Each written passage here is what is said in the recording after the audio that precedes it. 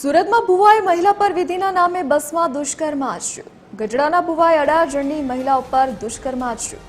ભાવનગરથી સુરત આવતી બસમાં ભુવા ગંગારામે દુષ્કર્મ આચર્યું। પિતૃદોષની વિધિ કરાવવાના બહાને સંપર્કમાં આવ્યો હતો। અડાજણ પોલીસ ભુવા ગંગારામની ધરપકડ કરી।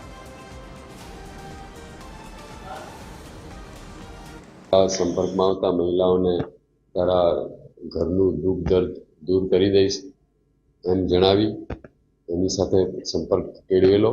પછી મહિલાની શારીરિક તબિયત બગડતા મહિલાને કહેલ કે તારી શારીરિક તકલીફ પણ હું દૂર કરી દઈશ, તારામાં માતા આવે છે એમ કહી અલગ અલગ જગ્યાએ પૂજા કરવા માટે લઈ જવાનું બહાનું બતાવી સોનગઢ પછી સિહોરા તાલુકો ભાવનગર ખાતે લઈ ગયેલા અને તેની પટાવી ફોસલાવી વિધિ કરવી પડશે તેમ જણાવી તમારામાં માતાજી આવે છે તેમ જણાવી તેની સાથે શારીરિક સંભોગ કરેલો।